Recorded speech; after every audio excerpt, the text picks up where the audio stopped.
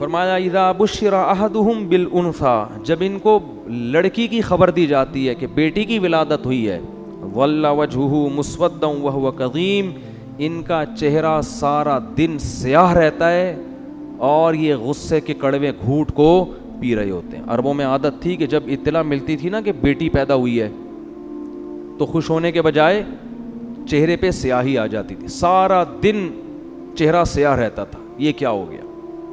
ان کے ہاں بیٹیوں کا یہ مقام تھا۔ یتوارا من القوم من سوء ما بشر بہ، فرمایا جو اسے خوشخبری دی گئی ہے نا بچی کی، اس کی برائی کا اس کے چہرے پہ ایسا اثر، اور وہ اتنی ذلت محسوس کرتا تھا کہ یتوارا من القوم، سارا دن اپنی قوم سے منہ چھپاتا تھا، سارا دن اپنی قوم سے منہ چھپاتا تھا۔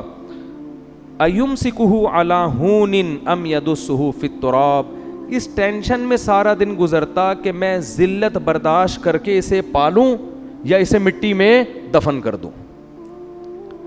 یہ کس کی عادت تھی؟ عربوں کی۔ بیٹی کی پیدائش پہ چہرہ کیا ہو جاتا تھا؟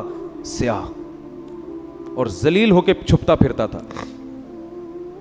میں نے وہ قبرستان دیکھا ہے جہاں بیٹیوں کو دفن کیا جاتا تھا، آج بھی موجود ہے، جو بھی جاتے ہیں دیکھ سکتے ہیں۔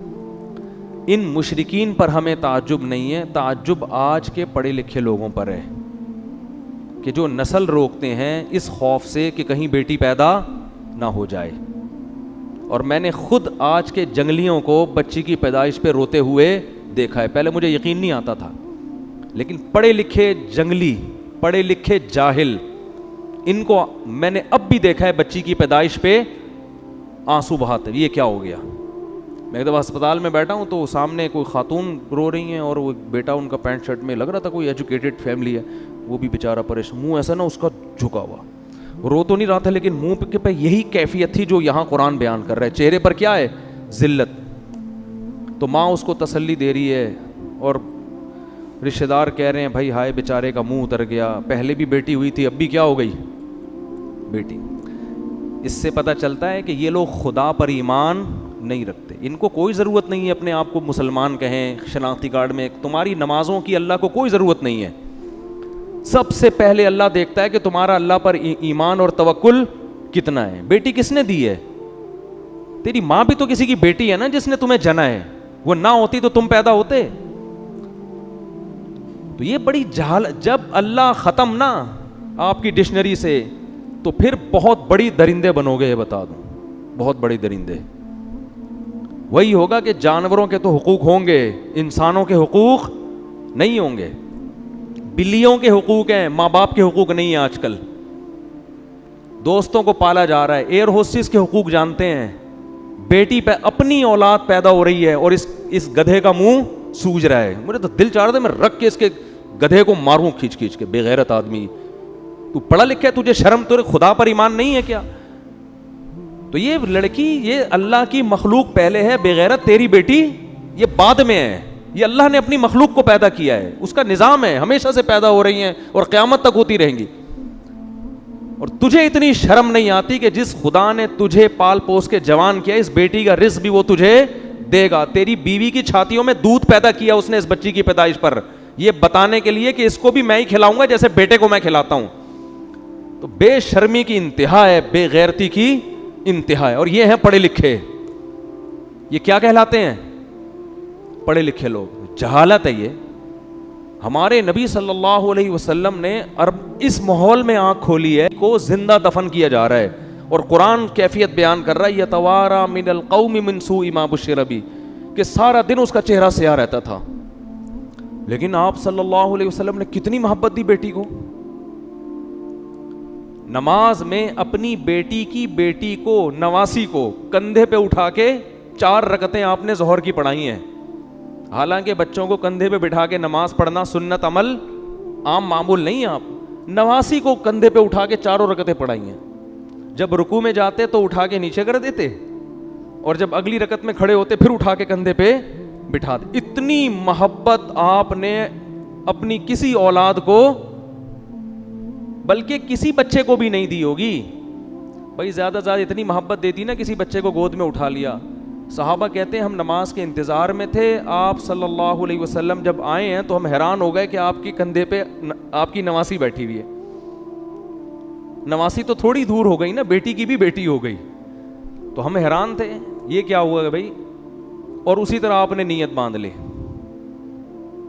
ہے بھائی, سید الانبیاء ہیں اور نواسی کو کندھے پہ بٹھا کے نماز پڑھا رہے ہیں, پیچھے ابو بکر, عمر, عثمان, علی جیسے لوگ کھڑے ہوئے ہیں, اتنی مبارک محفل.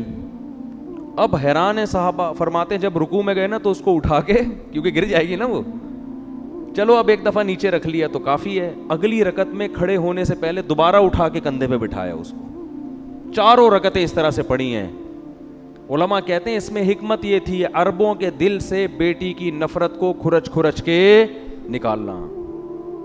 اتنا پروٹوکول تو حسن حسین کو بھی نہیں دیا آپ صلی اللہ علیہ وسلم نے, ان کو بھی کندھے پہ بٹھایا ہے, خطبے میں گود میں اٹھایا ہے, نماز کندھے پہ بٹھا کے 4 رکعتیں نہیں پڑھائی ہیں. تو کیا کس مذہب سے تمہارا تعلق ہے اور تم منہ بنا رہے ہو؟ بھائی 10 بیٹیاں ہو جائیں, 15 ہو جائیں, 16 ہو جائیں, 20 ہو جائیں, کوئی بات نہیں, اللہ کی نعمت ہے, خوش ہو اللہ کے. اور اللہ بیٹا دے کے اس کو نافرمان بنا دے, تمہارے سر پہ جوتے لگا رہا ہو, وہ اچھا لگے گا پھر؟ تو جو دے رہا ہے اللہ اس پہ بولو نا بھائی, شکر ادا نہ. نسل روکو اس نیت سے کہ میرے 6 بیٹیاں ہو گئی ہیں, 7ویں بھی کہیں بیٹی نہ ہو جائے. بعض لوگ کیا کرتے ہیں, بیٹا ہو گیا تو نسل روکتے ہیں کہ بس اب نہیں چاہیے, بیٹی ہو گئی تو بیٹے کی لالچ میں نسل بڑھاتے ہیں. اس سے کیا ہو رہا ہے, جو قدرت کا ایک نظام ہے نا, لڑکے اور لڑکی کا جو ریشو ہونا چاہیے, گروتھ ریشو, وہ کیا ہو رہا ہے, خراب. جن کے لڑکیاں ہو رہی ہیں وہ لڑکے کی لالچ میں ہونے دے رہے ہیں, جو لڑکے ہو گئے تو 1-2 کے بعد بریک لگا دی. او بھائی غیر مسلموں پہ یہ چیزیں سوٹ کرتی ہیں. ہم کلمہ گو لوگ ہیں, ہم اللہ کو مانتے ہیں, ہمیں یہ پتہ ہے کہ اللہ نے بیٹی اور بیٹے دونوں کے لیے یہب لمن یشاء استعمال کیا ہے, کہ جس کو چاہتا ہوں بیٹے گفٹ کرتا ہوں. ہبہ گفٹ کو کہتے ہیں. وہب لمن یشاء یہب لمن یشاء اناسا, جس کو چاہتا ہوں بیٹیاں گفٹ کرتا ہوں. تو بیٹیاں گفٹ ہوتی ہیں, خود گاڈ گفٹڈ ہیں یہ. اور نبی صلی اللہ علیہ وسلم نے ارشاد فرمایا جس کی 3 بیٹیاں ہوئیں اور اس نے ان کی صحیح کفالت کی, ان کی تربیت کی اور ان کا صحیح جگہ نکاح کر دیا, میں اس کے لیے جنت کی ضمانت دیتا ہوں. اور آپ نے یہ بھی فرمایا کن لہ حرزا من النار, یہ بیٹیاں باپ ماں بھی اس میں داخل ہے, والدین اور جہنم کے درمیان آڑ بن جائیں گی. کہ اللہ اگر کسی کوتاہی کی وجہ سے ان کے والدین کو جہنم میں ڈالے گا نا, کچھ کوتاہیاں ہو گئیں, تو رکاوٹ کون بنے گا؟ حرزن, بیٹیاں کیا بن جائیں گی؟ دیوار, رکاوٹ. کیوں؟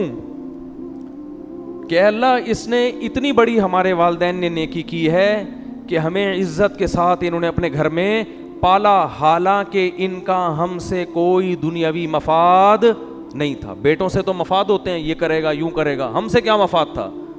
ہمیں تو رخصت کرنا تھا انہوں نے سسرال, تو وہ اپنی اس احسان کا واسطہ دیں گی. تو صحابہ تو بیٹیوں پہ خوش ہوتے تھے بھائی, پتہ نہیں کس کا کہاں سے یہ کون سی قوم سے کون سے ڈرامے دیکھ رہے ہیں, کون سے فلمیں دیکھ رہے ہیں, کون سے کیا دیکھ رہے ہیں جس کی وجہ سے یہ نحوست تو ہو رہا ہے. وہ ترس کھا رہے ہوتے ہیں لوگ, کسی کی تیسری بچی ہو جائے نا ترس کھا رہے ہوتے ہیں. یہ جاہلوں والی باتیں ہیں, یہ غیر مسلموں پہ سوٹ کرتی ہیں. ان میں بھی جو بہت ہی پرلے درجے کے جاہل ہیں, ہر غیر مسلم بھی ایسا نہیں ہوتا, یہ ان پہ سوٹ کرنے کی باتیں. ہم فخر کرتے ہیں بھائی, بیٹیاں بھی دے اللہ, بیٹے بھی دے. او یزوجہم ذکرانا و اناثا, فرمایا جس کو چاہتا ہوں گفٹ میں بیٹیوں کی لائن لگا دیتا ہوں, جس کو چاہتا ہوں گفٹ میں بیٹوں کی لائن, اور جس کو چاہتا ہوں ہٹو بچوں, ٹھیک ہے نا, بیٹوں کی بھی لائن اور بیٹیوں کی بھی لائن. جب زیادہ ہوتے ہیں تو پھر دونوں ہی ہوتے ہیں. یہ جو روک رہے ہیں نا 2 کے بعد نہیں, تو پھر یہاں ترسا کے اللہ دیتا ہے. پھر اگر نسل کو ایسے ہی پیدا ہونے دو کہ بھئی اللہ جتنی چاہے اولاد دے, تو ہو سکتا ہے آپ کی 4 بیٹیاں ہوں, پھر لائن سے 4 بیٹے ہو جائیں. لیکن جب آپ نے یہ بخل ہے نا طبیعت میں کہ کھلائیں گے کہاں سے, ان پہ تو خرچ کرنا پڑے گا, تو پھر اس کا مطلب ہے کہ آپ کا اللہ پر ایمان نہیں ہے. پھر اللہ بھی کہتا ہے میں ٹینشن ہی دوں گا تجھے. اور وہ بچہ بھی جو لڑکا بھی جو پیدا ہوگا نا, وہ ایک ہی انڈا, وہ بھی گندا. بولو گے یار ایک بچہ لڑکا ہوا اور وہ بھی کم بخت, وہ کسی کام کا نہیں. توکل کرو, اللہ پہ اعتماد کرو, نہ بہنوں کو ٹینشن سمجھا کرو اور نہ بیٹیوں کو. نبی نے بہنوں کی کفالت پہ بھی خوشخبریاں سنائی ہیں. تو قرآن یہ ان کے مشرکین مکہ کی نا حالت بیان کر رہا ہے کہ ان کی حالت کیا ہے. سارا دن منہ چھپاتا پھرتا ہے لوگوں سے.